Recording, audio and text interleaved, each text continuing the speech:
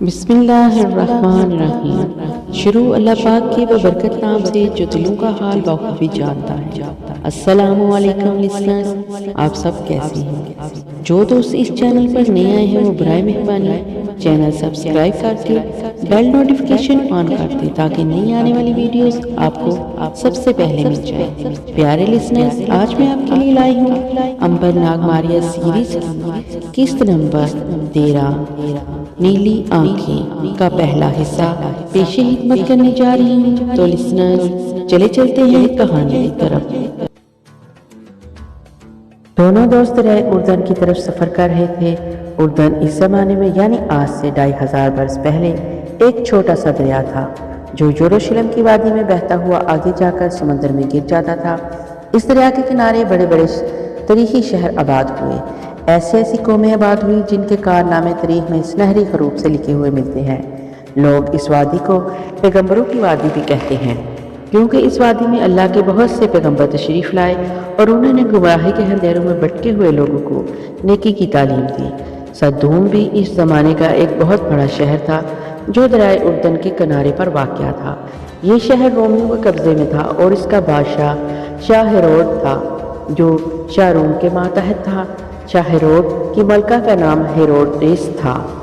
شاہ Herod ایک عیش پرست، کاہل اور ظالم بادشاہ تھا جو اپنے آرام اور عشائش کے لیے ہر شے کو قربان کر سکتا تھا۔ ملکہ ہیرودیس ایک سمجھدار اور ہوشیار اور دنیا دار عورت تھی جو بڑی دور اندیشی کے ساتھ حکومت چلا رہی تھی، مگر کبھی کبھی اپنے ظالم اور عیش پرست خاوند کے آگے وہ بھی مجبور ہو جاتی تھی۔ دریائے اردن کی وادی صدوم کا شہر ابھی 2 دن اور 2 راتوں کے سفر پر تھا اور دونوں دوست امبر اور ناگ فنی گھوڑوں پر سفر کرتے ہوئے اس کی طرف بڑھ رہے تھے، کیونکہ جیسا کہ ہم پہلے ویڈیو میں بیان کر چکے ہیں، انہوں نے سنا تھا کہ اردن کے کنارے ایک ایسا بزرگ موجود ہے جو اپنے آپ کو اللہ کا نبی کہتا ہے اور لوگوں کو نیکی اور سچائی کی تعلیم دیتا ہے۔ سفر کرتے ہوئے وہ ایک دوپہر کو امبر اور ناگ فنی ایک ایسے مقبت یعنی مندر کے پاس پہنچ گئے۔ یہاں سانپوں کی پوجا ہوتی تھی۔ مندر کے باہر ایک بہت بڑے سانپ کا بت رکھا ہوا تھا جس کے سر پر تاج تھا اور جس کی زبان فٹ بھر باہر نکلی ہوئی تھی۔ امبر نے اپنے دوست ناگ فنی سے کہا، دوست سفر کرتے کرتے بہت تھک گئے ہیں، کیوں نہ ہم یہاں ایک رات ٹھہر کر آرام کریں اور صبح پھر سفر پر روانہ ہو جائیں۔ ناگ فنی جب سے اس مندر کے قریب آیا تھا کچھ گھبرایا سا تھا۔ ایسے لگتا تھا جیسے اس نے کسی ایسی شے کی بو سونگھ لی ہے جس سے وہ ڈرتا ہو۔ جب امبر نے اسے مندر میں رات بسر کرنے کو کہا تو وہ بولا، میرا خیال ہے ہمیں سفر جاری رکھنا چاہیے۔ اگر ہم اسی طرح راستے میں رکتے ٹھہرتے رہے تو منزل سے بہت دور ہو جائیں گے۔ مگر امبر نہ مانا۔ اس نے کہکا لگا کر کہا، کیا بات ہے ناگ فنی، تم بڑے آرام طلب ہوتے جا رہے ہو، منزل دور ہو چاہے قریب، ہمیں سفر میں رات کو آرام کرنا ضرور چاہیے، اور پھر تمہارے ساتھ کل صبح سے چل رہا ہوں اور گھوڑے کو بھی آرام کی ضرورت ہے۔ ناگ فنی مجبور ہو گیا کہ اس جگہ رات ہی بسر کر لی جائے، حالانکہ اس کا دل ہرگز وہاں ٹھہرنے کو نہیں چاہ رہا تھا۔ انہوں نے مندر کے ایک پجاری سے ملاقات کی جو مندر کی ڈیوری میں بیٹھا مٹی کے چراغوں میں تیل ڈال رہا تھا۔ امبر نے جھک کر سلام کیا اور کہا، جناب ہم پردیسی مسافر ہیں، شہر سکندریہ سے آ رہے ہیں، ہمیں اردن کے شہر صدوم جانا ہے، کیا ہمیں ایک رات یہاں رکنے کی اجازت مل جائے گی؟ ہم بڑے بھوکے ہیں۔ پجاری نے ان دونوں دوستوں کو سر سے لے کر پاؤں تک دیکھا اور کہا، اگرچہ کہ مندر میں کوئی سرائے نہیں ہے لیکن تم لوگ چونکہ بہت دور سے آئے ہو اس لیے تمہیں صرف ایک رات ٹھہرنے کے لیے جگہ دے سکتا ہوں، مگر شرط یہ ہوگی کہ صبح دن نکلنے سے پہلے تمہیں یہاں سے کوچ کر جانا ہوگا۔ فکر نہ کریں، ہم صبح ہونے سے پہلے ہی یہاں سے چلے جائیں گے۔ اب وہاں ایک عجیب و غریب بات ہوئی۔ مندر کا سب سے بڑا پجاری بڑے حال کمرے میں ناگن دیوی کے سامنے پوجا کر رہا تھا کہ ناگن کا بت اچانک اپنی جگہ سے ہلنے لگا۔ بڑا پجاری ڈر کر پیچھے ہو گیا۔ اس کی زندگی میں ایسا کبھی نہیں ہوا تھا کہ سانپوں کی ملکہ کے بت میں حرکت پیدا ہو، اگرچہ وہ ان کی دیوی تھی اور وہ ہمیشہ اس کی پوجا کرتے آئے تھے، لیکن وہ آخر ایک پتھر کا بت تھی۔ بڑا پجاری ابھی ڈرا डरा सा नागन के बड़े बुत की तरफ देख ही रहा था कि नागन की जुबान जो कि पत्थर की थी अपनी जगह से हिलने लगी और फिर इसे एक आवाज़ सुनाई दी। सुन ए पुजारी, इस मंदिर में एक सांपू का शहजादा दाखिल हुआ है। हम सब नागन देवता इसका बड़ा एहतराम करते हैं, इसलिए कि वो इंसानों में पहला इंसान है जो सांप बनकर 200 बरस तक जिंदा रहा है। मुझे देवताओं ने खबर दी है कि इस मंदिर में वो शहजादा सांप इंसान के रूप में आ चुका है, उसको जाकर तलाश करो। पुजारी ने डरते हुए कहा, जो हुक्म नागन देवी, तुम्हारा खादम अभी जाकर मालूम करता है कि सांपू का शहजादा इंसान की शक्ल में मंदिर के कौन से हिस्से में ठहरा हुआ है। नागन देवी ने कहा, और ये भी सुन लो कि आज से ये सांपू का शहजादा इस मंदिर का बड़ा पुजारी होगा। तुम इसके नौकर बनकर इसकी खिदमत करोगे और उसका हर हुक्म पूरा करोगे। जो हुक्म नागन देवी। बस अभी जाओ और जाकर इस सांप शहजादे को तलाश करके यहाँ लाओ। हम उसकी ज़ियारत खुद करना चाहते हैं। तुम्हारा हुक्म सारांकू पर नागन देवी। बड़ा पुजारी हाथ जोड़कर सजदे करने के बाद उल्टे पांव हाथ से निकलकर बाहर बरामदे में आ गया। ये सुनकर इसका दिल जल मुंद कर रह गया था कि सांप वो अब मंदिर का बड़ा पुजारी होगा और वो उसका गुलाम बनकर रहेगा। मक्कार पुजारी ने इसी वक्त फैसला कर लिया कि अगर सांप शहजादा इसे मिल गया तो वो उसको वहीं जान से मार देगा, ताकि ना रहे बांस और ना बजे बांसुरी। वो नागन देवी से आकर कह देगा कि इसने सारा मंदिर छान मारा मगर शहजादा सांप कहीं नहीं मिल सका। बड़ा पुजारी बरामदे में से गुजर रहा था कि सामने से छोटा पुजारी आता दिखाई दिया। इसने सामने से आते हुए पुजारी से पूछा, क्या मंदिर में कोई मुसाफिर आया है? इसने बताया कि अभी अभी 2 मुसाफिर मंदिर की कोठरी में उतरे हैं, जो अपने आप को मुल्क सिकंदिया के ताजर बताते हैं और सिर्फ एक रात मंदिर में ठहर कर यहाँ से सुबह रवाना हो जाएंगी। बड़ा पुजारी इस कोठरी की तरफ चल पड़ा जहाँ अंबर और नागफनी ठहरे हुए थे। बड़े पुजारी ने सोचा, अगर ये लोग कल चले भी गए तो भी नागन देवी को देवता बता देंगे कि सांप देवता फलां सहरा में से गुजर रहा है, और अगर मैंने इसे हलाक कर दिया, जब भी देवताओं को इसका इल्म हो जाएगा। कोई ऐसी तरकीब करनी चाहिए कि सांप भी मर जाए और लाठी भी ना टूटे, सांप शहजादा जिंदा भी रहे और गुम भी हो जाए। ऐसी सूरत में देवताओं को इल्म ना हो सकेगा कि वो कहाँ है और किस हाल में है। बड़े पुजारी को अच्छी तरह मालूम था कि देवता सिर्फ ज़िंदगी और मौत के बारे में ही बयान कर सकते हैं। अगर कोई शख्स ज़िंदगी और मौत के बीच में लटक रहा हो तो इन्हें इल्म नहीं हो सकता। अब ये मालूम करना था कि इन दोनों मुसाफिरों में शहजादा सांप कौन है, और ये कोई मुश्किल बात नहीं थी। साल हर साल से नागन मंदिर में नागन देवी की पूजा करते रहने से बड़े पुजारी में इतनी ताकत पैदा हो गई थी कि वो ये मालूम कर लेता कि सांप कौन है और इंसान कौन है। जब वो इस कोठरी के पास आया जहाँ दोनों दोस्त ठहरे हुए थे तो उसने देखा कि कोठरी का दरवाज़ा बंद है। बड़े पुजारी ने दरवाजे पर दस्तक दी। अंदर से अंबर ने दरवाज़ा खोला। फरमाइए, आपको हमसे क्या काम है? बड़े पुजारी ने अपनी सुर आंखों को सुकड़ कर गौर से अंबर की तरफ देखा और उसे मालूम हो गया कि वो सांप नहीं है। इसने पूछा, मैं इस मंदिर का बड़ा पुजारी हूँ, मैं सिर्फ ये मालूम करने आया हूँ कि आपको यहाँ कोई तकलीफ तो नहीं, क्योंकि हमारी मेहमान नवाजी सारे इलाके में मशहूर है। हम ये हरगिज़ गवारा नहीं करते कि हमारे किसी मेहमान को कोई तकलीफ हो। अंबर ने कहा, आपका बहुत शुक्रिया, हम यहाँ बेहद खुश हैं, हमें किसी किस्म की कोई तकलीफ नहीं है। आपकी मेहमान नवाजी हमें हमेशा याद रहेगी। बड़े पुजारी की मकार निगाहें अंबर के दूसरे साथी यानी सांप शहजादे को तलाश कर रही थी, जिसके बारे में इसे यकीन था कि वही तो वो शहजादा है जिसके बारे में नागन देवी ने इसे हुक्म दिया है। इसने अंबर से पूछा, माफ़ करना बेटा, तुम्हारा साथी कहाँ है? जी, वो हौज से पानी लेने गया है। इतने में नागफनी सामने से कोठी की तरफ आता दिखाई दिया। इसने कंधे पर पानी से भरी हुई सराही उठा रखी थी। जब वो इसके पास आया तो बड़े पुजारी का दिल ज़ोर ज़ोर से धड़कने लगा और उसने देखा कि नागफनी की आंखें बिल्कुल गोल गोल और सुरसुर थी। इसे यकीन हो गया कि यही वो सांप शहजादा है जिसके मतलब नागन देवी ने जिक्र किया है। बड़े पुजारी ने नागफनी से कहा, बेटा, तुमसे मिलकर बड़ी खुशी हुई, तुम हमारे मुअज़्ज़ज़ मेहमान हो। चीज़ की ज़रूरत हो बुलाकर तलब कर लेना, मैं इस मंदिर का सबसे बड़ा पुजारी हूँ। नागफनी के दिल में भी बड़े पुजारी को देखकर एक हल्का सा झटका लगा। इसने गौर से पुजारी की तरफ देखा। पुजारी इसकी नज़रों की ताब न ला सका और उसने आंखें नीचे कर ली। ناگفنی نے کہا، ہم آپ کی مہمان نوازی کا شکریہ ادا کرتے ہیں، آپ کی خدمت ہمارا فرض ہے۔ یہ کہہ کر بڑا پجاری ادب سے سر جھکا کر اور سلام کر کے واپس چلا گیا۔ اس کے جانے کے بعد امبر نے پجاری کے اخلاق اور محبت کی تعریف کی اور کہا کہ بڑا پجاری بڑا نیک انسان معلوم ہوتا ہے۔ ناگفنی نے سراہی میں سے پانی نکال کر امبر کو دیتے ہوئے کہا، دوست، مجھے اس پجاری کی نیت میں فتور نظر آتا ہے۔ کیا مطلب؟ مطلب یہ کہ یہ بڑا پجاری مجھے ایک دھوکے باز اور مکار انسان دکھائی دیتا ہے۔ امبر نے مسکرا کر کہا، یہ تمہارا وہم ہے ناگفنی، وہ تو ہمارے آگے بچھا جا رہا تھا۔ مجھے تو اس کی طبیعت بہت پسند آئی، اور پھر بھلا اس کو ہمارے ساتھ کیا دشمنی ہو سکتی ہے؟ ناگفنی نے کہا، اس کو تمہارے ساتھ تو کوئی دشمنی نہیں، لیکن مجھے لگتا ہے کہ وہ مجھ سے کوئی دشمنی رکھتا ہے۔ میرا خیال ہے ایسا نہیں ہے، تمہیں وہم ہو گیا ہے۔ بس ناگفنی نے کوئی جواب نہ دیا اور وہ زمین پر بستر بچھانے لگا، کیونکہ اس وقت رات ہو گئی تھی اور وہ سونے کی تیاریاں کر رہا تھا۔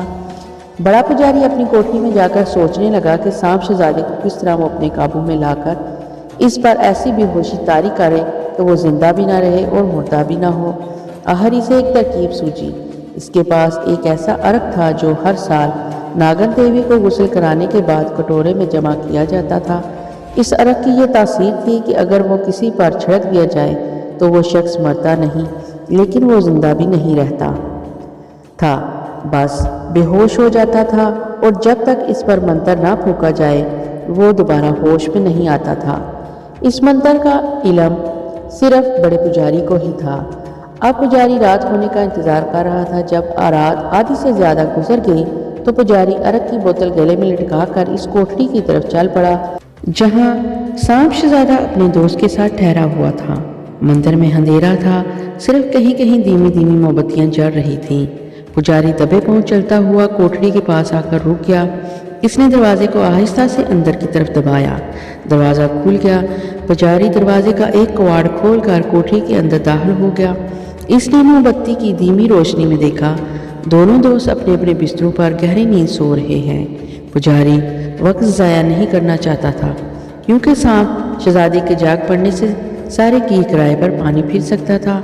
پجاری نے گلے سے بوتل نکال کر اس کا منہ کھولا اور ایک دم سے سارا عرق سوئے ہوئے ناگفنی پر چھڑک دیا۔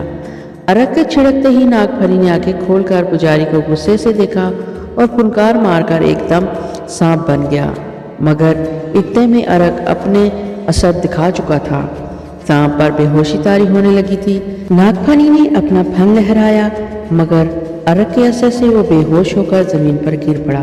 پجاری نے آگے بڑھ کر سانپ کو جولے میں ڈالا اور چپکے سے کوٹری کا دروازہ دوبارہ بند کر کے وہ تیز تیز قدموں سے اپنی کوٹری کی طرف بھاگ گیا۔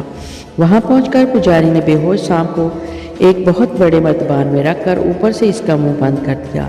مرتبان کو اٹھا کر ایک جگہ سے پتھر کی سیل اٹھا کر فرش کے نیچے ایک گھڑا نکالا اور وہاں دفن کیا، اور اوپر سے دوبارہ پتھر کی سیل برابر کر دی۔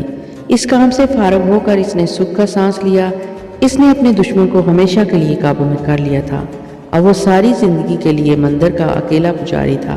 اسے کوئی اس عہدے سے نہیں ہٹا سکتا تھا۔ وہ بڑے آرام کے ساتھ بستر پر سو گیا۔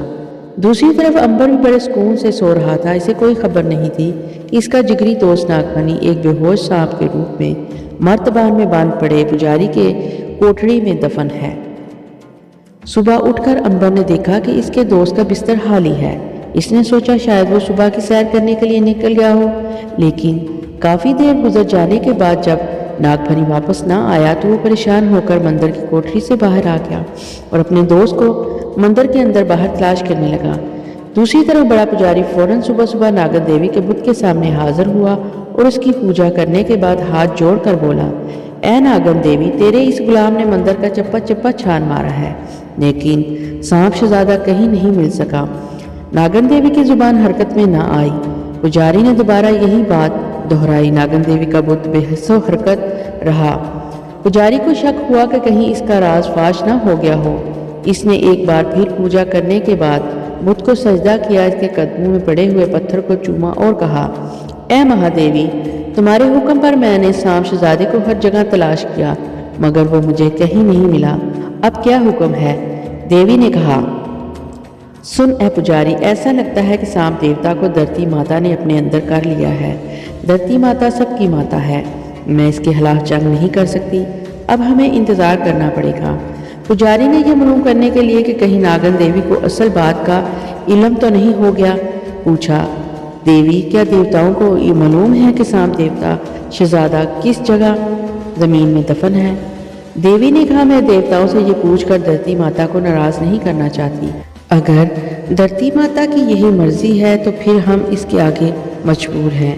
हमें इंतज़ार करना होगा जब सांप शहजादा धरती से बाहर आकर इस मंदिर का काम खुद संभाल लेगा। पुजारी ने सर झुकाकर कहा, जो आपकी मर्जी वही हमारी मर्जी है देवी माता, मगर क्या सांप शहजादा जिंदा है? नाग देवी ने कहा, वो ना जिंदों में है और ना मुर्दों में, लेकिन वो धरती के अंदर किसी जगह सो रहा है। तुम भी खामोश हो जाओ। जो हुक्म महादेवी। बड़ा पुजारी नागन देवी को सजदा करने के बाद वहां से बाहर आ गया। इसे इस बात की बड़ी तसल्ली हुई कि नागन देवी पर इसकी मकारी का राज नहीं खुल सका। धरती माता ने इसकी मकारी को छुपा लिया था। अब इसके सिंहासन को कोई खतरा नहीं था। वो सारी जिंदगी अकेला पुजारी बनकर मंदिर पर दुनिया पर राज करने के लिए आज़ाद था। अंबर ने अपने दोस्त को हर जगह तलाश किया मगर कहीं इसका निशान न मिला। वो सोचने लगा कि नागफनी आहर कहाँ चला गया, इसे ज़मीन खा गई या आसमान ने ऊपर उठा लिया। इतना वो समझ गया था कि वो अपनी मर्जी से कहीं नहीं गया, क्योंकि अगर वो अपनी मर्जी से जाता तो अंबर को ज़रूर इतला करता। इसका साफ मतलब था कि इसे किसी ने ज़बरदस्ती अगवा कर लिया है। लेकिन नागफनी को अगवा करना तो बड़ा मुश्किल काम था, बल्कि अपनी मौत को आवाज़ देने के बराबर था। वो तो एक पल में सांप बनकर अगवा करने वाले को हलाक कर सकता था। इससे यही जाहिर होता कि इसे बेखबरी के आलम में बेहोश करके अगवा किया गया है। लेकिन सवाल यह है कि क्या किसी को क्या ज़रूरत पड़ी कि नागफनी को अगवा करे? वहाँ तो वो दोनों अजनबी थे, वहाँ तो उनका किसी के साथ कोई दुश्मनी का ताल्लुक भी नहीं था। फिर ये मामला कैसे हल हो? अंबर सोच सोच कर थक गया। आखिर इसके जहन में यही ख्याल आया कि हो सकता है इस मंदिर के किसी देवी देवता ने इसे गुम कर दिया हो, क्योंकि वो भी एक सांप था और ये मंदिर भी सांपों के देवी देवताओं का है। तो फिर इस सिलसिले में किससे बातचीत की जाए, किससे पूछगिछ की जाए? अंबर की समझ में कुछ नहीं आ रहा था। दिन चढ़ गया था। इसे दरियाए उर्दन के किनारे इस बुजुर्ग की ज़ियारत करने को भी जाना था, जो यूहाना नबी के नाम से मशहूर था।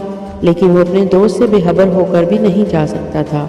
वो मंदिर के बाहर एक सांप के बुत के पास खड़ा था कि वहाँ से मक्कार पुजारी गुजरा। इसने इसे पहचान लिया कि सांप शहजादा यानी नागफनी का दोस्त अपने साथी की गुमशुदगी पर परेशान है। मक्कार पुजारी चुपके से इसके पास आ गया और बड़े नरम लहजे में बोला, क्या आप आज का दिन भी मंदिर में ठहरेंगी या जाने की तैयारी कर रहे हैं? अंबर को बिल्कुल मालूम नहीं था कि यही वो शख्स है जिसने इसके दोस्त को अगवा किया है। अंबर ने पुजारी का शुक्रिया अदा करते हुए कहा, आपकी मेहमान नवाजी को देखकर जी तो चाहता है कि अभी कुछ दिन और यहाँ ठहरूं, मगर क्या करूँ, आगे भी कुछ काम करने हैं। तो गोया आप जा रहे हैं? जी हाँ। पुजारी ने अंबर की दुखती रग पर हाथ रखते हुए कहा, आपका दोस्त कहीं नजर नहीं आ रहा, क्या वो आपसे पहले चला गया है? अंबर घबरा सा गया। वो पुजारी पर अपने दोस्त की गुमशुदगी जाहिर नहीं करना चाहता था। इस बेचारे को क्या मालूम कि इसी कमबख्त ने इसके दोस्त को गुम किया है। अंबर ने यूं ही कह दिया, जी हाँ, मेरा दोस्त पहले चला गया है। दरअसल इसे आगे पहुंचकर कुछ ज़रूरी बंदोबस्त करने थे। अच्छा, अब समझा। खैर, सफ़र मुबारक हो। शुक्रिया, आपका बहुत बहुत शुक्रिया। मक्कार पुजारी चला गया। अंबर फिर अकेला रह गया और सोचने लगा, अब वो क्या करे? मंदिर में ठहरकर नागफनी का इंतज़ार करे या वहाँ से अकेला ही सफ़र पर रवाना हो जाए? शाम तक वो मंदिर के अंदर बाहर घूम फिर कर अपने दोस्त का इंतज़ार करता रहा। इसका ख्याल था कि शायद नागफनी वापस आ जाए, लेकिन इसका इंतज़ार करना फजूल था, क्योंकि नागफनी इसकी पहुंच से बाहर हो चुका था। इसका दिल नहीं चाह रहा था कि वो अपने दोस्त के बगैर सफ़र करे, मगर मजबूरन मंदिर से कूच करना पड़ा। मक्कार पुजारी इसे मंदिर के दरवाजे तक छोड़ने आया। वो बड़ा झुक कर अंबर का शुक्रिया अदा कर रहा था कि इसने मंदिर को इज्जत बख्शी। हालांकि शुक्रिया अंबर को अदा करना चाहिए था, लेकिन अंबर अपने जिगरी दोस्त के गुम हो जाने से उदास था। इसने बड़ी खामोशी से पुजारी से हाथ मिलाया, اس کا آخری بار شکریہ ادا کیا اور سر جھکائے ہوئے گھوڑے پر سوار ہو کر آگے بڑھ گیا۔ یہ علاقہ بڑا گرم صحرا کا علاقہ تھا۔ دن بھر یہاں بے حد دھوپ چمکتی اور بڑی سخت گرمی پڑتی تھی۔ دن کے وقت قافلے آرام کرتے اور رات کو سفر کرتے۔ عنبر بھی اکیلا رات کو سفر کرتا رہا۔ صحرا کی یہ ٹھنڈی ریت تھی اور ہوا بھی ٹھنڈی چل رہی تھی۔ وہ قدم قدم گھوڑے کو چلا رہا تھا اور سوچ رہا تھا اس کا دوست آخر کہاں گم ہو گیا۔ ایک اچھے ساتھی کے بچھڑ جانے کا اسے بڑا دکھ تھا۔ عنبر ساری رات صحرا میں اکیلا ہی سفر کرتا رہا۔ صبح دم سورج کی پہلی کرن پھوٹی تو اسے پیاس محسوس ہوئی۔ اس نے ارد گرد نظر دوڑائی۔ دور ریت کے اونچے نیچے ٹیلوں کے اوپر صبح کی روشنی میں کھجوروں کے جھنڈ دکھائی دے رہے تھے۔ اس نے گھوڑا نخلستان کی طرف بڑھا دیا۔ قریب پہنچ کر اس نے دیکھا کہ کھجوروں کی ہری بھری چھاؤں میں ایک چھوٹا سا چشمہ بہہ رہا ہے۔ کھجور کے درختوں پر سرخ سرخ زرد رس بھری میٹھی کھجوروں کے گچھے لٹک رہے تھے۔ یہ ایک بڑی ہی خوبصورت اور آرام دہ جگہ تھی۔ عنبر گھوڑے سے نیچے اترا اور اس نے گھوڑے کو پانی پینے اور گھاس چرنے کے لیے چھوڑ دیا اور خود چشمے کے پانی سے منہ ہاتھ دھویا، ٹھنڈا پانی پیا اور آرام کرنے کے لیے لیٹ گیا۔ وہ ایک بار پھر اپنے دوست ناگ پھنی کے بارے میں سوچنے لگا۔ اس کی گمشدگی کا معمہ اس کی سمجھ میں نہیں آ رہا تھا۔ کتنی ہی دیر وہ سوچتا رہا کہ اس کا دماغ جھک گیا، مگر وہ کسی نتیجے پر نہ پہنچ سکا۔ آخر اس کا دوست کہاں گم ہو گیا؟ اتنے میں اسے دور سے گھوڑوں کے قدموں کی آواز سنائی دی۔ اس نے سوچا شاید کوئی قافلہ چشمے کی طرف آ رہا ہو۔ وہ خاموشی سے لیٹا رہا۔ تھوڑی دیر بعد وہ کیا دیکھتا ہے کہ 6-7 گھوڑ سواروں نے اس کے ارد گرد گھیرا ڈال لیا ہے۔ وہ ہڑبڑا کر اٹھ بیٹھا۔ ان گھوڑ سواروں کی شکلیں بڑی ڈراؤنی تھیں۔ انہوں نے سروں پر سیاہ رومال باندھ رکھے تھے۔ کون ہو تم؟ ایک دھاڑی والے گھوڑ سوار نے پوچھا۔ عنبر نے کہا میں ایک مسافر ہوں اور ملک روم سے صدوم کی طرف سفر کر رہا ہوں۔ اس پر سارے کے سارے گھوڑ سوار کہکا لگا کر ہنس پڑے۔ دھاڑی والے نے کہا اب تم ہمارے ساتھ سفر کرو گے، ہم بھی صدوم کی طرف ہی جا رہے ہیں، مگر تم مسافر بن کر نہیں بلکہ ہمارے غلام بن کر سفر کرو گے۔ انہوں نے ایک اور کہکا لگایا اور گھوڑوں سے اتر کر عنبر کے جسم کو ہاتھوں لگا کر دیکھنے اور ٹٹولنے لگے۔ ٹھیک ہے، مضبوط نوجوان ہے، 1000 اشرفیاں تو ضرور مل جائیں گی اس کی۔ اب عنبر کو محسوس ہوا کہ یہ لوگ غلاموں کی تجارت کرتے ہیں اور اسے غلام بنا کر صدوم شہر میں جا کر فروخت کرنے کی سازش کر رہے ہیں۔ وہ بالکل نہیں گھبرایا۔ عنبر کبھی نہیں گھبرایا کرتا تھا۔ اس نے سوچا کہ چلو یہ تجربہ بھی حاصل کر لیتے ہیں، دیکھتے ہیں یہ ڈاکو اس کے ساتھ کیا سلوک کرتے ہیں اور کس کے پاس لے جا کر فروخت کرتے ہیں۔ ظاہر ہے وہ جب اور جہاں چاہے آزاد ہو سکتا ہے۔ اس نے جھوٹ موٹ گھوڑ سواروں سے کہا دیوتاؤں کی خاطر مجھے چھوڑ دو، میں ایک غریب مسافر ہوں اور میرا بھائی مجھ سے جدا ہو گیا ہے، میں پہلے ہی اس کے لیے غمزدہ ہوں۔ ایک ڈاکو نے آگے بڑھ کر زور سے عنبر کی گردن پر مکہ مارا۔ عنبر اپنی جگہ سے گر پڑا۔ وہ اٹھ کر کپڑے جھاڑ رہا تھا کہ سارے ڈاکو اس کو مارنے لگے۔ کوئی لات اور کوئی گھوسا مار رہا تھا۔ عنبر صبر سے ان کی مار کھاتا رہا۔ وہ کچھ نہ بولا۔ جب اس کی خوب ٹھکائی ہو چکی تو ڈاکو نے اس کے ہاتھ پاؤں باندھ کر اسے گھوڑے پر ڈالا اور صدوم شہر کی طرف روانہ ہو گئے۔ سارا راستہ وہ عنبر کے ساتھ بہت برا سلوک کرتے رہے، اسے بہت کم کھانے پینے کو دیتے، وہ اگر پانی مانگتا تو صرف چند گھونٹ اسے پینے کو دیتے۔ عنبر نے عقل مندی کا کام یہ کیا کہ اپنی انگوٹھی اتار کر لباس کے اندر چھپا لی تھی۔ اگر یہ انگوٹھی بھی ڈاکو لوٹ لیتے تو عنبر بالکل ہی بے یاد و مددگار ہو جاتا۔ ڈاکو کی باتوں سے اسے معلوم ہوا کہ وہ یہودی ڈاکو کا ایک گروہ ہے جس کا کام ہی اردن کی وادی سے یروشلم اور صدوم کی وادی تک ڈاکے ڈالنا اور نوجوان لڑکوں اور لڑکیوں کو اغوا کر کے انہیں غلام بنا کر بازاروں میں فروخت کرنا ہے۔ وہ ہزاروں نوجوانوں اور بے گناہ معصوم عورتوں اور بچوں کو اغوا کر کے یروشلم اور صدوم کے شہروں میں فروخت کر چکے تھے۔ عنبر کو ان پر بے حد غصہ آیا اور اس نے دل ہی دل میں فیصلہ کر لیا کہ وقت آنے پر وہ ان سے بدلہ ضرور لے گا۔ دن بھر وہ لوگ صحرا میں کسی درخت کے جھنڈ تلے آرام کرتے اور رات کو سفر کرتے۔ راستے میں انہوں نے ایک گاؤں میں ڈاکہ ڈالا اور ایک بولی بالی معصوم لڑکی کو اغوا کر کے اپنے ساتھ لے گئے۔ اس لڑکی کا رنگ گہرا سانولا تھا اور آنکھیں نیلی تھی۔ رو رو کر اس نے اپنے آپ کو ہلکان کر دیا۔ وہ ایک ایک ڈاکو کے آگے ہاتھ جوڑتی اور کہتی دیوتاؤں کے لیے مجھے چھوڑ دو، میرے باپ کے پاس مجھے چھوڑ دو، میرا باپ بوڑھا ہے، اس کی دیکھ بھال کرنے والا کوئی نہیں، اگر میں وہاں نہ ہوئی تو میرا باپ مر جائے گا۔ مگر ان ڈاکوؤں کے کانوں پر اس بھولی بھالی دکھی لڑکی کی فریادوں کا کوئی اثر نہیں ہو رہا تھا۔ وہ الٹا اس پر کہکے لگا رہے تھے، بلکہ ایک ڈاکو نے تو آگے بڑھ کر بیچاری لڑکی کے منہ پر زور سے تماچا مار دیا۔ لڑکی تڑپ کر رہ گئی۔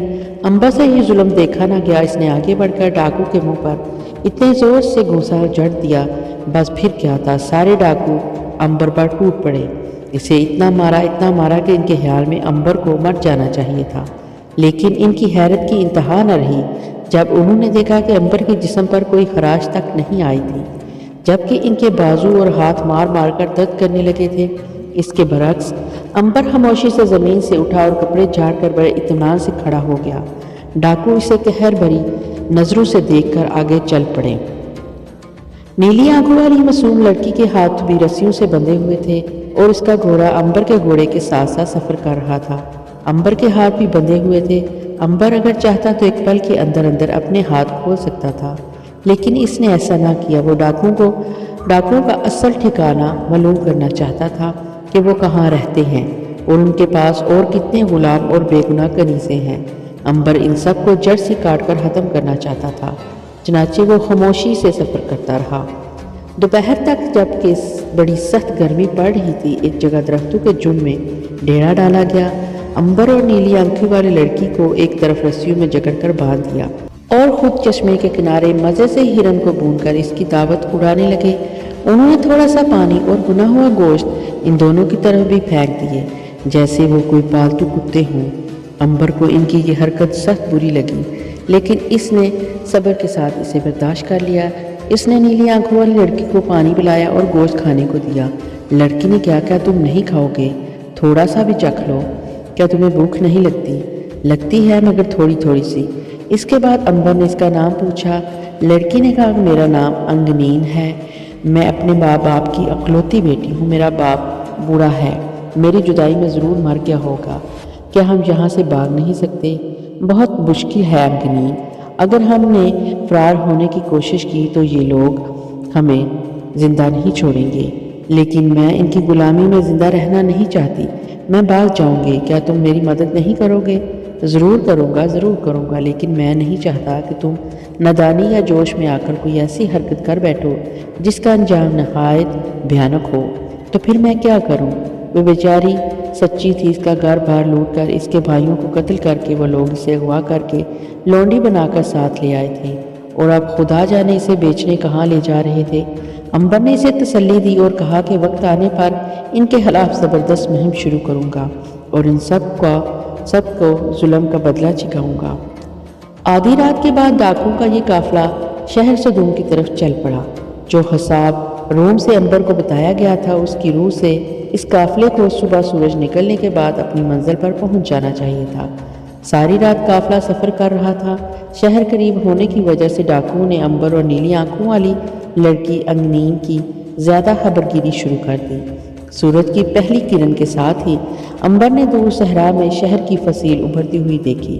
یہ وادی اردن کا سب سے بارونق شہر اور شاہ ہیروڈ کا پایہ تخت صدوم تھا۔ گہرے نیلے آسمان پر ستاروں کی روشنی مانت پڑ گئی اور سورج نے اپنی چمک سے صحرا کے زروں کو گرم کرنا شروع کر دیا۔ صحرا کی زندگی بھی عجیب ہوتی ہے، دن پر غضب کی گرمی پڑتی ہے اور جو سورج ڈلتا ہے سردی شروع ہو جاتی ہے۔ ریت جو دن بھر گرم رہتی ہے، سورج کے غروب ہوتے ہی ٹھنڈی ہونا شروع ہو جاتی ہے اور پھر رات کو صحرا میں لوگ کمبل اوڑھ کر سوتے ہیں۔ ڈاکو نے امبر اور نیلی آنکھوں والی لڑکی انگنین کو دوبارہ رسیوں کے ساتھ جکڑ دیا۔ امبر نے محسوس کیا کہ وہ شہر کے صدر دروازے سے اندر داخل نہیں ہو رہے تھے، بلکہ وہ شہر کی فصیل کے ساتھ ساتھ شمال اور جنوب مشرق کی جانب ذرا ہٹ کر سفر کر رہے تھے۔ جب وہ شہر کی جنوب مشرقی دیوار کے نیچے ایک ویران اور پرانے سے دروازے کے پاس پہنچے تو ایک جگہ رکے۔ ایک ڈاکو نے منہ سے کسی جانور کی آواز نکالی اور آواز کے ساتھ ہی دروازے کی دوسری طرف سے بھی اس قسم کے جانور کی آواز سنائی دی۔ تیسری بار جانور کی آواز سنائی دینے کے بعد کسی نے پرانے دروازے کی کھڑکی کو کھول دیا۔ سارے ڈاکو گھوڑے دوڑاتے ہوئے اس کھڑکی کے پاس اور جھک کر اندر داخل ہو گئے۔ अंबर ने देखा कि दरवाजे के अंदर दाखिल होते ही एक ऊंची छत वाली बहुत बड़ी ड्योढ़ी आ गई है, जहां बेहद ठंडा अंधेरा फैला हुआ था। ड्योढ़ी की छत महराबदार थी और बहुत ऊंची थी। ड्योढ़ी के महराब से निकले तो शहर सदूम की इमारतें, बाजार, गलियां शुरू हो गईं। डाकू बारौनक बाजारों से बचकर गुजर रहे थे।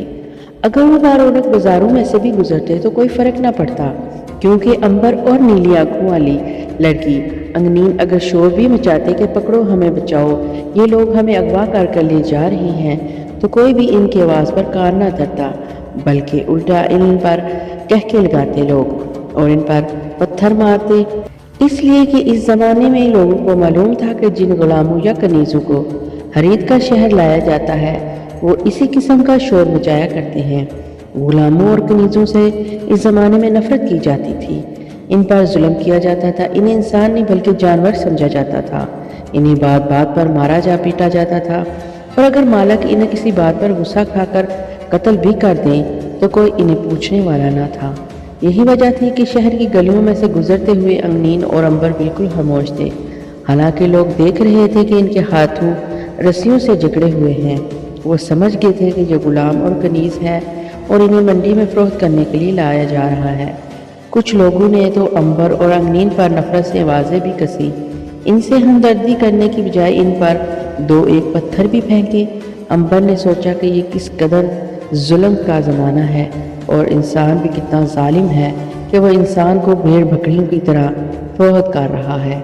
मंडी में एक तरफ आलू को भी बिक रहे हैं और दूसरी तरफ इंसानों का सौदा हो रहा है। जो वो लोग गुलाम या कनीज़ को खरीद लेते थे वो इन्हें बिल्कुल जानवरों की तरह हाँकते हुए अपने घर ले जाते थे। जिस तरह आज के ज़माने में ईद कुर्बा से पहले घरों में कोई बकरा खरीद कर लाया जाता है और घर के सारे बच्चे वाले इसके गिर्द जमा होकर इसे देखते हैं और खुशी मनाते हैं, बिल्कुल इसी तरह आज से 2500 वर्ष पहले जब कोई गुलाम या कनीज़ खरीद कर घर लाई जाती थी तो घर के बच्चे वाले इसके गिर्द जमा हो जाते और खुशी मनाते। और हमारे यहाँ कुर्बानी के बकरे को तो छड़ी से मारना मना है और बच्चे इससे मोहब्बत करते हैं, लेकिन उस ज़माने में बच्चे भी गुलामों को छड़ियों से मारा करते थे। इन गुलामों की कदर कुर्बानी के बकरों से भी कमतर थी। इससे पहले भी अंबर एक बार गुलाम बनकर बिक चुका था। जब यूनानियों पर ज़वाल आया और रोमियों ने इनके शहर तबाह बर्बाद कर दिए तो इनके बच्चों और जवानों को गुलाम बनाकर फरोख्त कर दिया, औरतों को कनीज़ें बना लिया। इसी ज़माने में यूनान के बड़े बड़े नामवर और मशहूर फ़लसफ़ी और उस्ताद भी रोमियों ने गुलाम बनाकर बेच दिए थे। ये गुलाम फ़लसफ़ी रोमी और अशूरियों के घरों में उनके बच्चों का तालीम दिया करते थे।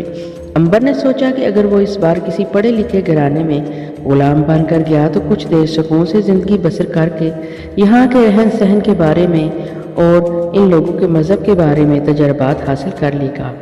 रहना तो इसे फिर भी इसी ही शहर में है। अगर किसी अमीर आदमी के घर में गुलाम बनकर रहेगा तो ज़्यादा तादाद में लोगों को देख सकेगा, इनका जायज़ा ले सकेगा। लेकिन इसे सबसे ज़्यादा फिक्र नीली आंखों वाली लड़की की थी। वो नहीं चाहता था कि इसके साथ यह मासूम लड़की भी किसी जालिम आदमी की कनीज़ बनकर अपनी सारी ज़िंदगी बर्बाद कर दे। वो गुलाम बनने से पहले ये काम करना चाहता था कि यह पहले अंगनीन को आज़ाद करवा के इसके घर भेज दें, और दूसरा काम ये कि वो डाकुओं के इस गिरोह को तबाह कर देना चाहता था ताकि वो आइंदा किसी को गुलाम या कनीज़ बनाकर इनकी ज़िंदगी को बर्बाद ना कर सके। डाकुओं ने शहर के किनारे एक पुरानी हवेली में बसेरा कर लिया।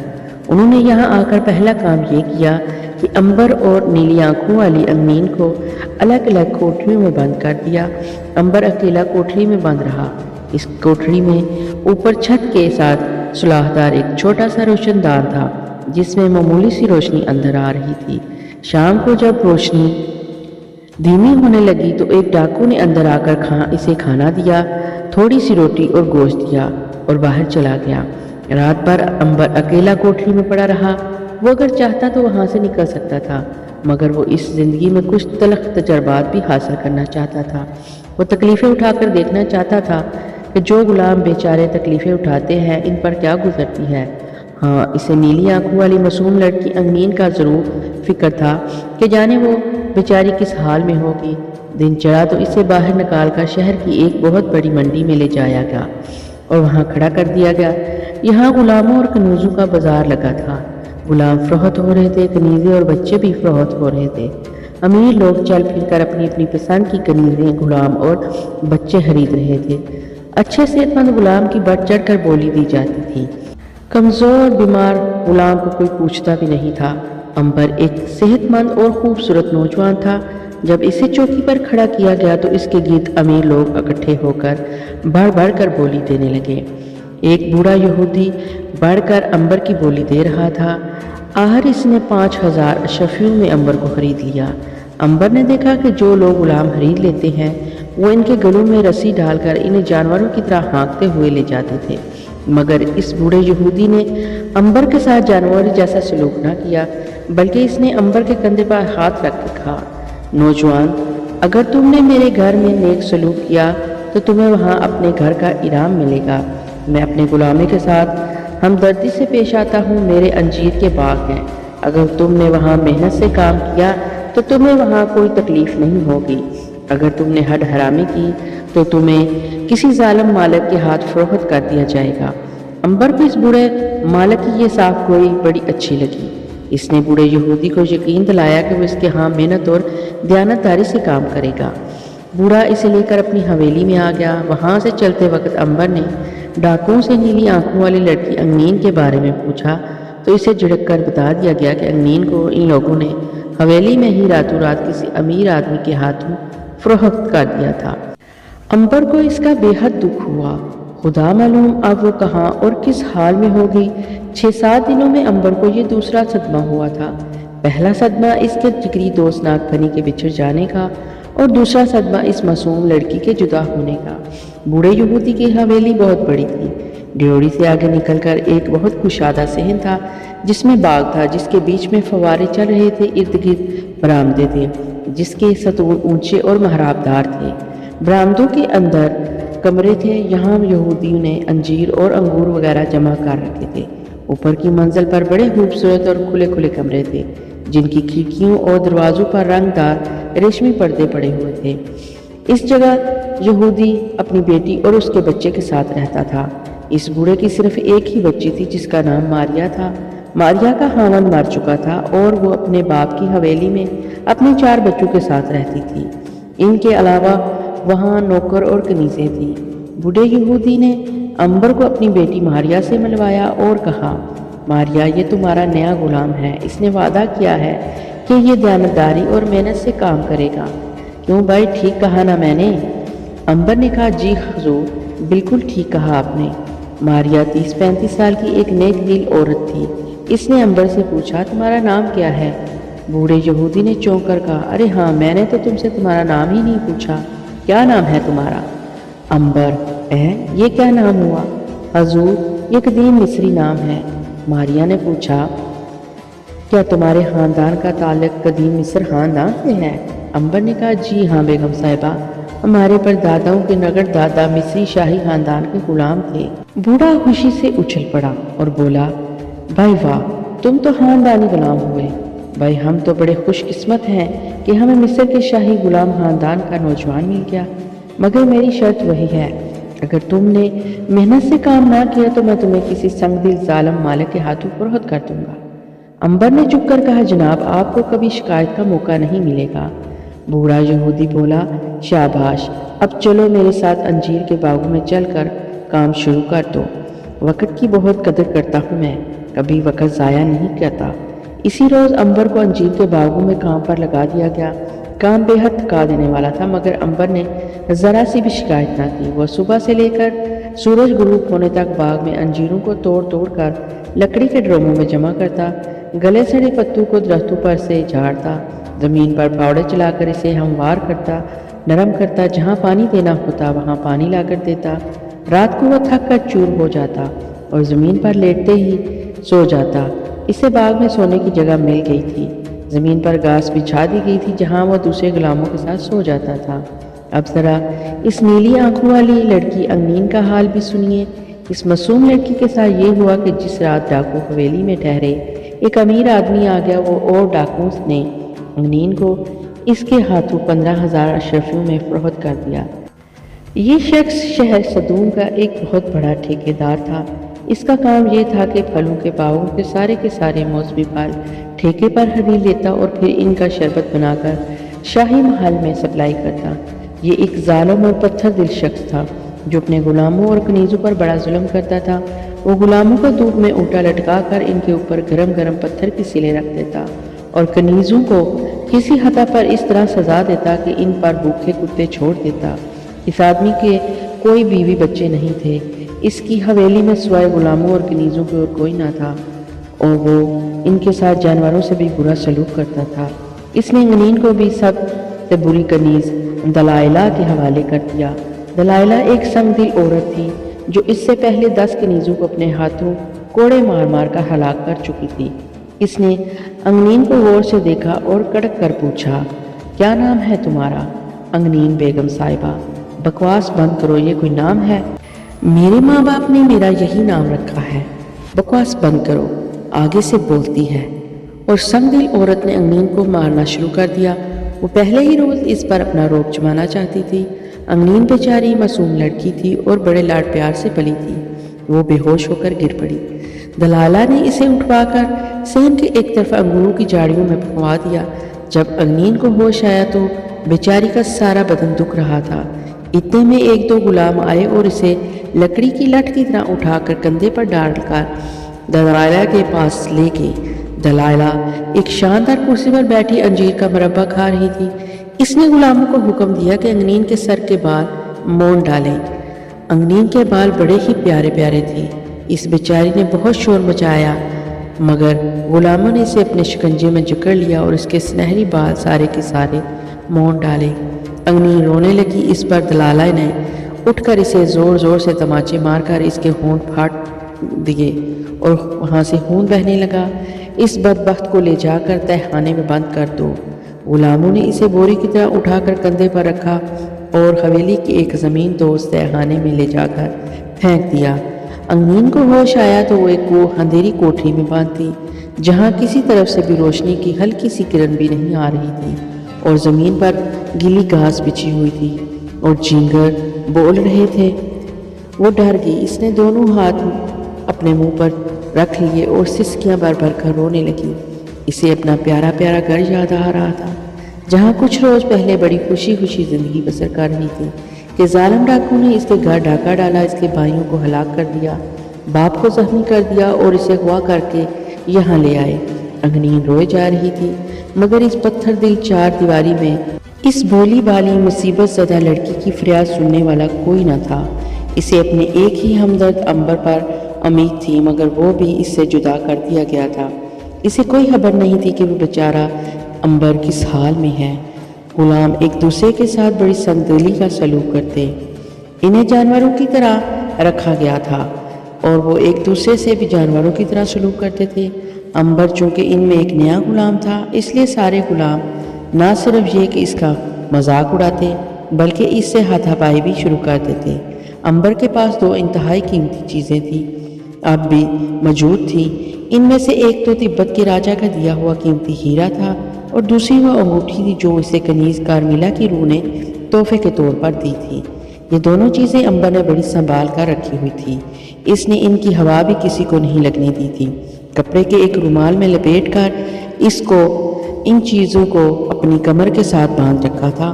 قمیض کے اندر ہونے کی وجہ سے کسی کو خبر نہ تھی کہ امبر اپنے ساتھ لاکھوں اشرفیوں کی قیمت کا ایک ہیرا اور انگوٹھی لیے ہوئے ہے۔ ایک روز امبر دوسرے غلاموں کے ساتھ باغ میں چشمے پر نہا رہا تھا کہ ایک غلام کی نظر اس کی کمر کے گرد لپٹے ہوئے کپڑے پر پڑ گئی۔ اس نے امبر کی گردن دبوچ کر پوچھا، بول یہ کیا ہے؟ اسے ابھی اتار دے ورنہ تیری گردن توڑ ڈالوں گا۔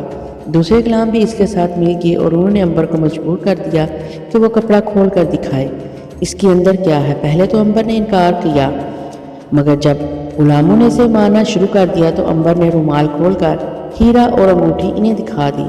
دونوں چیزوں کو دیکھ کر غلاموں کی آنکھیں حیرت سے پھٹی کی پھٹی رہ گئی۔ یہ تو بڑی قیمتی چیزیں ہیں، ایک غلام نے حیرت سے کہا۔ دونوں غلاموں نے جھپٹا مار کر دونوں چیزیں امبر سے چھین لی۔ امبر کے ساتھ لڑائی کرنے لگے، مگر وہ غلام تعداد میں زیادہ تھے۔ انہوں نے امبر کو رسیوں میں جکڑ کر قریب کے اندھے کنویں میں پھینک دیا۔ اس کنویں میں پانی تو نہیں تھا، مگر یہ کانٹے دار جھاڑیوں سے بھرا ہوا تھا۔ अंबर परेशान हो गया कि और अब सोचने लगा कि इसने ख्वामखा ये मुसीबत की ज़िंदगी मोल ले ली। इसे क्या पड़ी थी तजर्बे करने की, मगर अब वो फंस गया था और अंगूठी भी इसके पास नहीं थी जिसकी मदद से वो इस अंधे कुएं से बाहर निकल सकता था। लाचार होकर वो कुएं में पड़ा रहा। शाम होगी और किसी ने इसकी खबर न ली। गुलामों ने यहूदी मालिक से कह दिया कि अंबर भाग गया है। यहूदी मालिक को यकीन न आया क्योंकि इसने अंबर को कभी कोई तकलीफ ना दी थी और अंबर ने भी कभी किसी किस्म की शिकायत का मौका नहीं दिया था। मारिया भी सोच में पड़ गई कि ये गुलाम कहाँ चला गया। अंबर सारी रात अंधेरे कुएं में पड़ा रहा। दूसरे दिन इसने शोर मचाना शुरू कर दिया कि शायद इसकी चीखों पुकार सुनकर ही मालिक इसे कुएं से बाहर निकाल ले, लेकिन इसका नतीजा उल्ट निकला। गुलामों ने हीरा और अंगूठी आपस में तकसीम कर ली थी। उन्होंने सोचा कि इस तरह अगर अंबर कुएं में शोर मचाता रहा तो मालिक को खबर हो जाएगी और इसे बाहर निकाल लेगा और अंबर सारा किस्सा इसे सुना देगा, जिसके जवाब में मालिक गुलामों से हीरा और अंगूठी भी छीन लेगा और सज़ा अलग देगा। उन्होंने आपस में फैसला किया कि अंबर को अंधेरे कुएं से निकाल कर कत्ल कर दिया जाए। चनाचे वो रात का इंतज़ार करने लगे। शाम तक अंबर कुएं के अंदर शोर मचाता रहा। जब किसी ने इसकी आवाज़ ना सुनी और कोई इसकी मदद को ना आया तो वह खामोश हो गया। हर तरफ खामोशी छा जाने के बाद सातों गुलाम अंबर को हलाक करने की नीयत से कुएं के करीब आए और उन्होंने अंबर को आवाज़ दी, अंबर हमारी बात गौर से सुनो, क्या तुम सुन रहे हो? अंबर ने कुएं में से जवाब दिया, हाँ मैं सुन रहा हूँ। गुलाम बोला, हम एक सूरत में तुम्हारी जान बख्शी कर सकते हैं कि तुम यहाँ से निकल कर किसी दूसरे मुल्क चले जाओ। क्या तुम इस पर तैयार हो?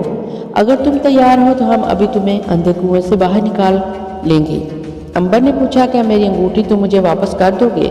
हीरा बेशक अपने पास रखो क्योंकि अंगूठी मेरी महरूमा माँ की निशानी है। गुलाम ने कहा, हम तुम्हारी ये ख्वाहिश पूरी कर देंगे। अंबर ने कहा, फिर मुझे तुम्हारी ये शर्त मंजूर है, मैं शहर को हमेशा के लिए छोड़कर चला जाऊंगा। गुलाम बेहद खुश हुए कि अंबर बगैर लड़ाई झगड़े किए और शोर मचाए बगैर कुएं से बाहर निकलकर इनके साथ चल पड़ेगा। इनकी साजिश ये थी कि बाग वाली कोठरी में अंबर को ले जाकर इसे कुल्हाड़े मारकर कत्ल कर दिया जाए और इसकी लाश के टुकड़े बाग में दफन कर दिए जाएं। उन्होंने अंबर को रस्सी डालकर कुएं से बाहर निकाला और ये कहकर कोठरी की तरफ ले गए कि उसकी अंगूठी अंदर दफन की हुई है। कोठरी के अंदर आते ही गुलामों ने अंबर के मुंह में कपड़ा ठोसकर इसे पत्थर के स्टोन के साथ बांध दिया। अंबर अब इस काबिल नहीं था कि वो आवाज़ भी निकाल सके। गुलामों ने कोठरी का दरवाज़ा बंद करके अंदर मोमबत्ती की धीमी सी रोशनी कर दी। दो गुलाम कुल्हाड़े लेकर अंबर के दाएं बाएं खड़े हो गए। वो अपने सरदार गुलाम के हुक्म का इंतज़ार कर रहे थे। अंबर ने महसूस किया कि गुलाम खुद अपने जाल में फंस रहे हैं। वो खामोश होकर सब कुछ देख रहा था। सरदार गुलाम ने कहा, अंबर तुम्हारा हीरा और अंगूठी इस कदर कीमती हैं कि हम तुम्हें मजबूरन कत्ल कर रहे हैं। बस अब तुम मरने के लिए तैयार हो जाओ ताकि तुम्हें मौत की ज़्यादा तकलीफ ना हो। इसके साथ ही सरदार गुलाम ने दोनों गुलामों को इशारा कर दिया। सरदार का इशारा पाते ही दोनों गुलामों ने बयक वक्त अंबर की गर्दन पर कुल्हाड़ों का वार किया। कुल्हाड़ियाँ जब अंबर की गर्दन पर पड़ी तो ऐसी आवाज़ आई जैसे वो पत्थर पर लगी हों और उसके साथ ही कुल्हाड़ियों के फल टूटकर दो टुकड़े होकर ज़मीन पर गिर पड़े। गुलाम और सरदारों ने हैरत से और हैरानी से अंबर की गर्दन को देखा। वहाँ एक खराश तक न आई थी। इसने ज़मीन पर से कुल्हाड़ियों के फल के टुकड़े उठाकर बड़े गौर से देखे। ये कैसे हो सकता है? ये कैसे हो गया? सरदार ने गुलामों को हुक्म दिया कि अंबर को कुल्हाड़ियों की जगह हंजरों से हलाक किया जाए। गुलामों ने हंजर निकाल लिए और अंबर की तरफ दौड़े। दोनों गुलामों ने एक ही वक्त में अंबर के सीने में हंजर उतार दिए। इस दफा वही हुआ जो होना था। हंजर अंबर के सीने में उतर हुए थे और वो बड़े पुरस्कून अंदाज में खड़ा मुस्कुरा रहा था और गुलामों की तरफ देख रहा था।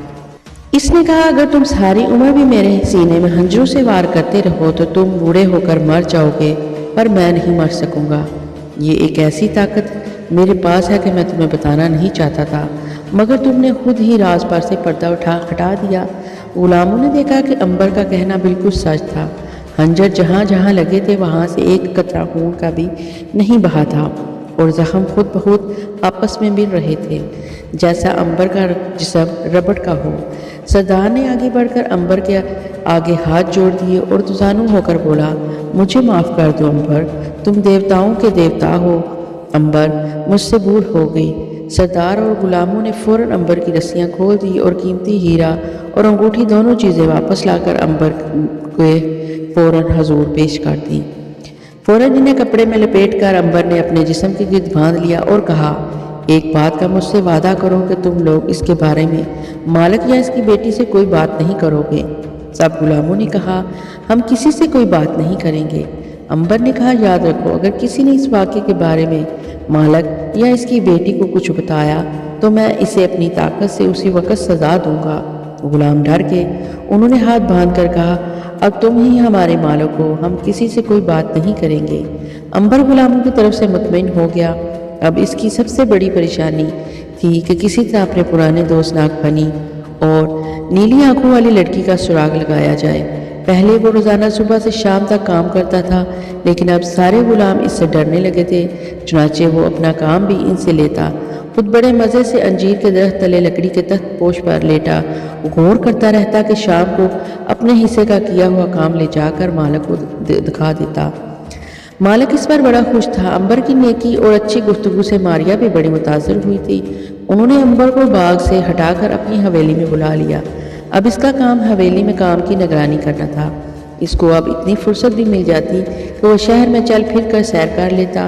وہ ہر روز شہر کی کارواں سرائی میں جاتا اور جا کر لوگوں کو غور سے دیکھتا کہ کہیں اس کا دوست تو شہر میں نہیں آ گیا۔ اسی طرح وہ انگنین کے بارے میں بھی عورتوں سے پوچھ گچھ کرتا رہتا، مگر اسے کامیابی نصیب نہ ہوئی۔ کرنا خدا کا کیا ہوا کہ ایک روز وہ صدوم شہر کی بڑی منڈی میں ماریا کے لیے گرم مسالے خریدنے آیا ہوا تھا کہ اس کی نظر ایک پالکی پر پڑی جس پر ریشمی پردے گرے ہوئے تھے اور جسے 4 عورتوں نے اٹھا رکھا تھا۔ عنبر نے غور سے دیکھا تو خوشی سے پاگل ہو گیا۔ ان 4 عورتوں میں سے ایک عورت نیلی آنکھوں والی انگنین تھی۔ وہ لپک کر انگنین کے پاس آیا اور بولا، انگنین تم کہاں تھی؟ انگنین نے بھی عنبر کو پہچان لیا۔ وہ بھی اس سے باتیں کرنے لگی۔ اتنے میں غلاموں نے دیکھ لیا، انہوں نے ہنٹر مار کر عنبر کو وہاں سے بھگا دیا۔ عنبر پرے ہٹ کر کھڑا ہو گیا۔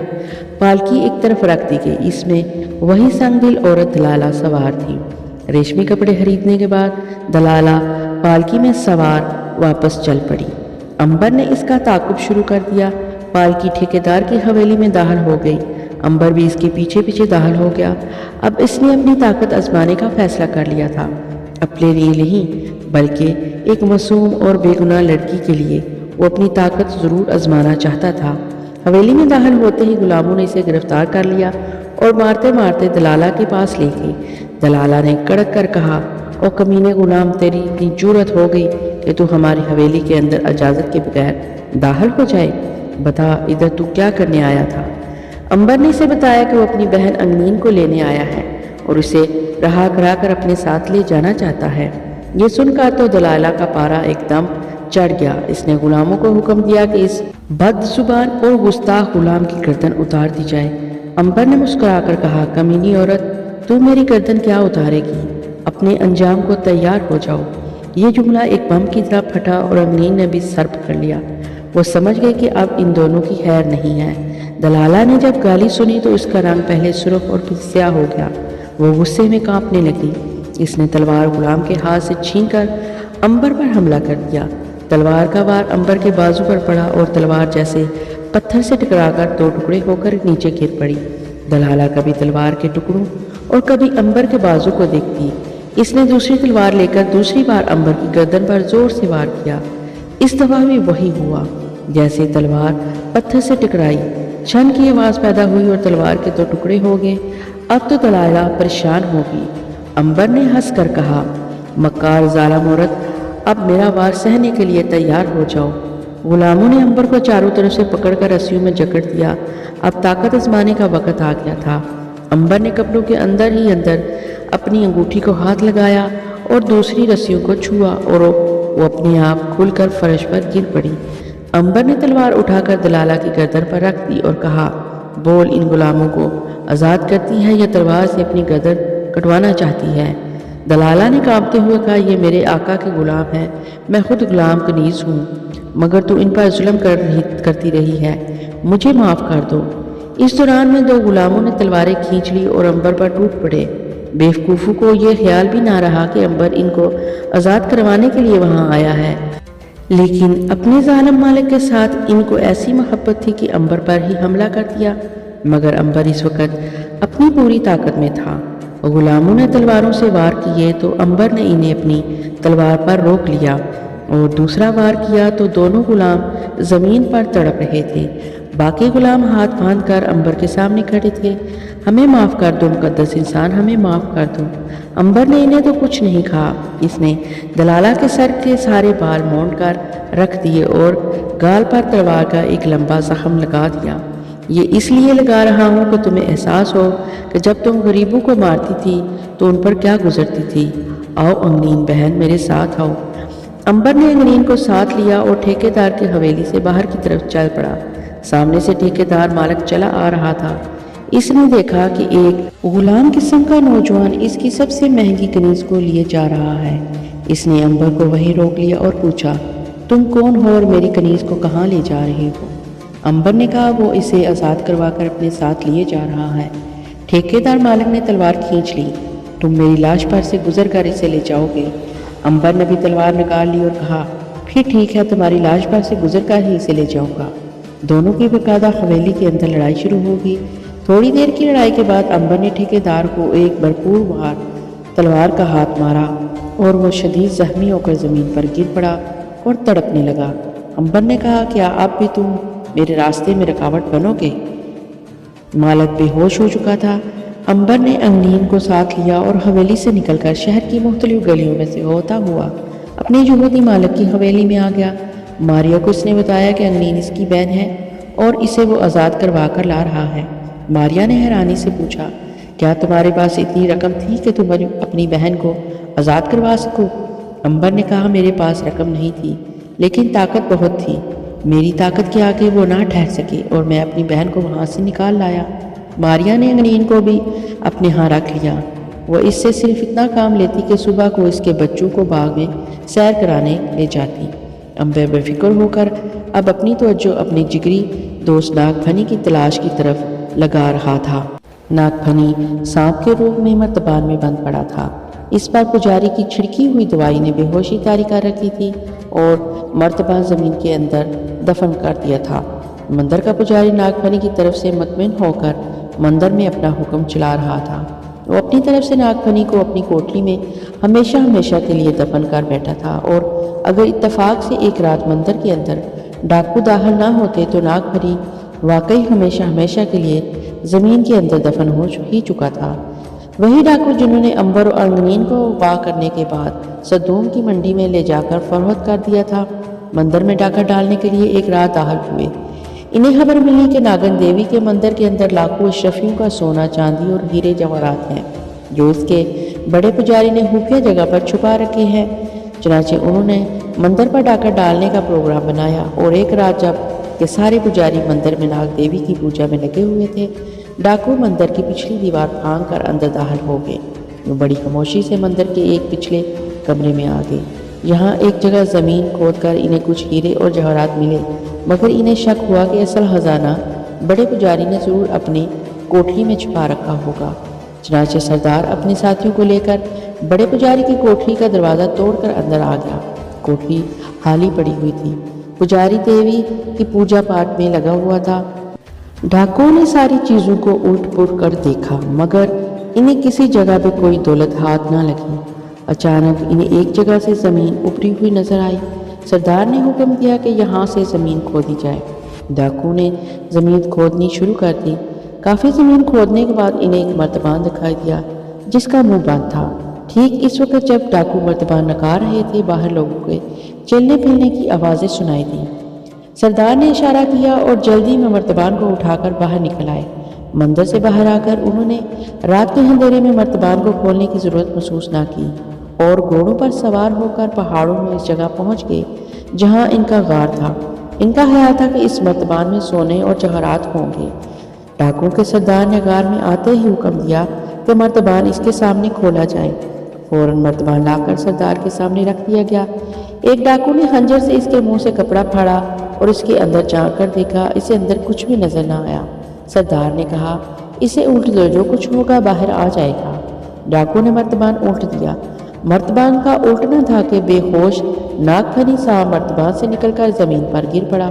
سردار کو بے حد غصہ آیا کہ اتنی محنت سے اس نے زمین کھودی اور اس میں سے مرا ہوا سانپ نکلا۔ اس نے غصے میں سانپ کو اٹھا کر غار میں دور پھینک دیا اور گرج کر بولا، ابھی جا کر پجاری کو پکڑ کر یہاں لاؤ، میں اپنے ہاتھ سے اس کی کھال کھینچنا چاہتا ہوں۔ چاروں ہوا ڈاکو اسی وقت اٹھ کر مندر کی طرف روانہ ہو گئے۔ کسی کو اغوا کرنا یا قتل کر دینا ان کے لیے کوئی مشکل کام نہیں تھا۔ مندر میں ناگن دیوی کے پوجا کے بعد مکار پجاری ابھی ابھی اپنی کوٹھی میں آیا تھا اور کپڑے بدل کر سونے کی تیاری کر رہا تھا کہ اچانک چاروں ڈاکو دروازہ کھول کر اندر داخل ہوئے اور پجاری کی چیخ نکلنے سے پہلے ہی انہوں نے اس کے سر پر اس قدر زور سے ہنٹر مارا کہ وہ بے ہوش ہو کر گر پڑا۔ انہوں نے اسے اٹھا کر گھوڑے پر ڈالا اور لے کر سردار کے پاس غار میں آ گئے۔ صبح تک پجاری بے ہوش پڑا تھا۔ دوپہر کے وقت اسے ہوش آیا تو ڈاکوؤں کے سردار نے خنجر کی نوک اس کے سینے پر رکھ کر کہا، کمینے، بتاؤ مندر کا سونا چاندی اور جوہرات کہاں ہے؟ پجاری نے کانپتے ہوئے کہا، حضور، سارے جوہرات اور سونا ناگن دیوی کے اندر ہے۔ پجاری کو معلوم تھا کہ اگر کوئی ڈاکو ہوا کسی بھی قدر سہ دل کیوں نہ ہو، ناگن دیوی کا بت توڑ کر خزانہ چرانے کی جرات کبھی نہیں کر سکتا۔ سردار نے اس کے سر پر گھونسا مار کر کہا، بدبخت، اگر یہ بات تھی تو نے اپنی کوٹری میں مرتبان کس لیے دفن کیا تھا؟ بڑے پجاری نے چونک کر پوچھا، کیا تم لوگ وہ مرتبان نکال لائے ہو؟ ہاں، ہم نے وہ مرتبان کھول کر نکالا، اور جب کھولا تو اس میں سوائے مرے ہوئے سانپ کے اور کچھ بھی نہیں تھا۔ کمینے، تو نے مرا ہوا سانپ اس میں کیوں ڈال کر رکھا ہوا تھا؟ مکار پجاری کو تو پسینہ آ گیا، اب اسے اپنی پڑ گئی تھی۔ اس نے پوچھا، خدا کے لیے مجھے بتاؤ کہ وہ مرا ہوا سانپ کہاں ہے؟ سردار نے مکار پجاری کے سر پر جوتا مار کر کہا، بکواس بند کرو، سانپ کے بچے، یہ بتاؤ کہ دولت مندر میں کہاں چھپا رکھی ہے؟ پجاری نے گڑ گڑا کر کہا، ناگن دیوی کی قسم اٹھا کر کہتا ہوں کہ ساری دولت ناگن دیوی کے بت کے اندر چھپی ہوئی ہے۔ سردار نے پوچھا، کیا تمہاری کوٹری میں سوائے اس ذلیل مرتبان کے اور کچھ نہیں تھا؟ حضور، میں قسم کھا کر کہتا ہوں کہ میری کوٹری میں کچھ بھی نہیں چھپا ہوا تھا، بس یہی ایک مرتبہ تھا جس میں سانپ رکھا تھا۔ سردار غضبناک ہو کر بولا، اس موٹے پجاری کو پہاڑ کے اوپر سے دریا میں گرا دو۔ پجاری رونے لگا اور ہاتھ جوڑ کر بولا، میرے حال پر رحم کرو، میری جان بخشی کر دو، میں بے قصور ہوں، میرے پاس جو کچھ بھی ہے لے لو، میری جان بخش دو، پھر تم ناگن دیوی کا سارا خزانہ لا کر ہمیں دے دو، ہم تمہیں نہیں ماریں گے۔ پجاری نے گڑ گڑا کر کہا، حضور، ناگن دیوی مجھے ہلاک کر دے گی تو ہلاک تو تمہیں ہم بھی کر دیں گے، اب تم پسند کر لو کہ ہمارے ہاتھوں مرو گے یا ناگن دیوی کے ہاتھوں، مجھ پر رحم کرو، مجھ پر رحم کرو۔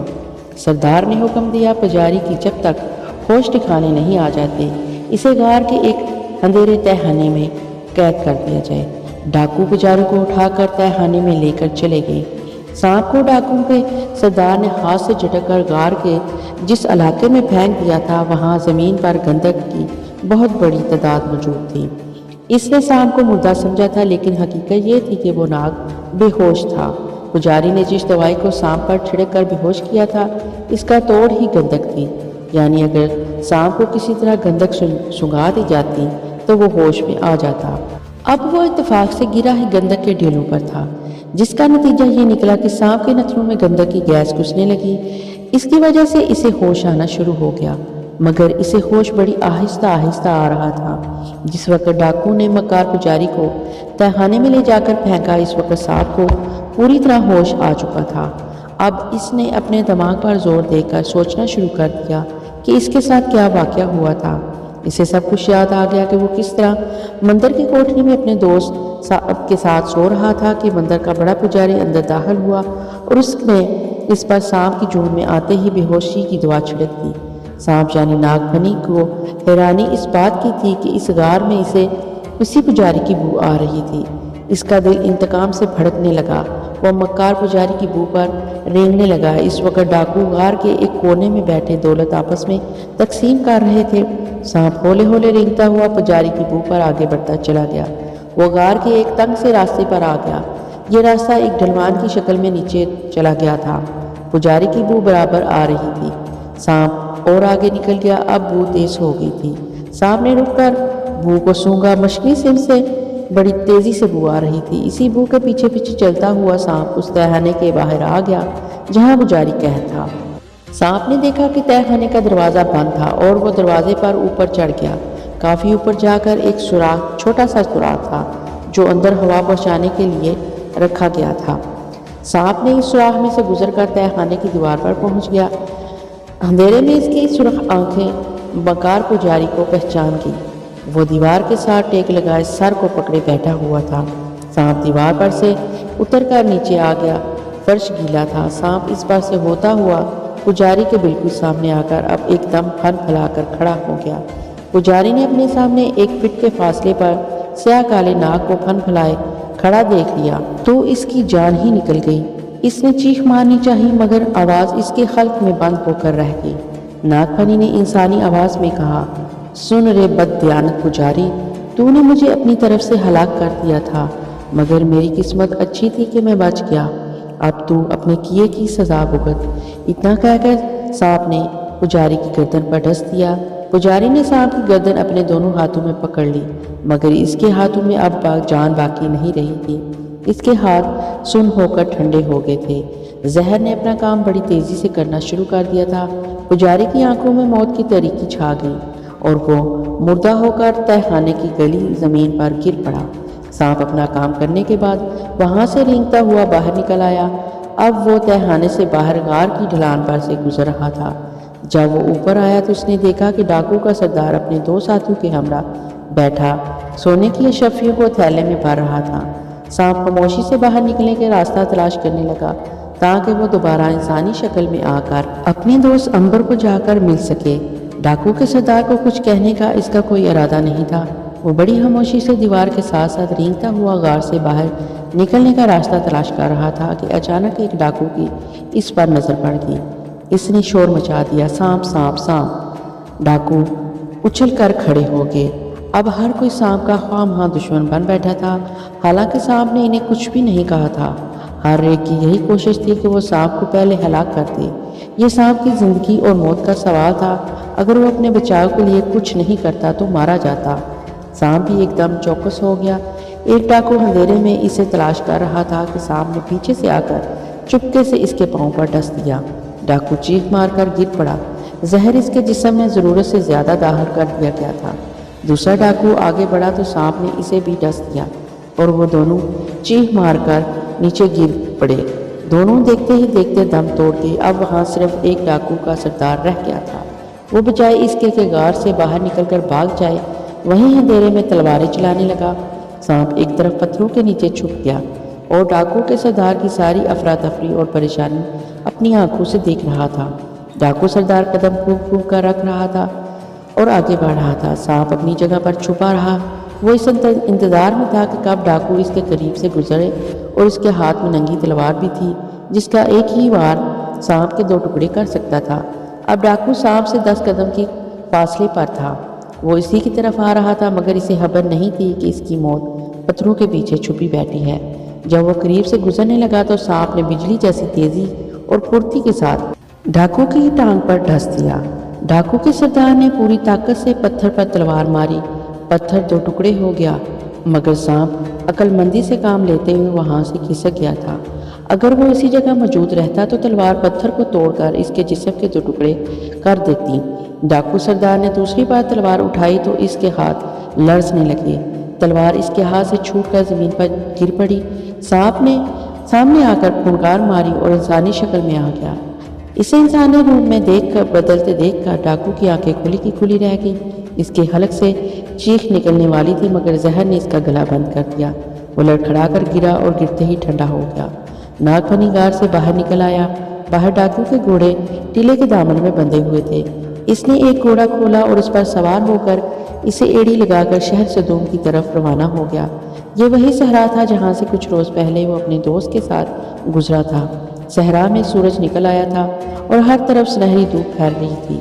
नागफनी धूप तेज होने से पहले सहरा में ज़्यादा से ज़्यादा फैसला तय कर लेना चाहता था। इसे मालूम था कि अभी एक रात के बाद वो अगले दिन صبح کو وہ دریائے اردن کے کنارے آباد شہر صدوم میں پہنچے گا۔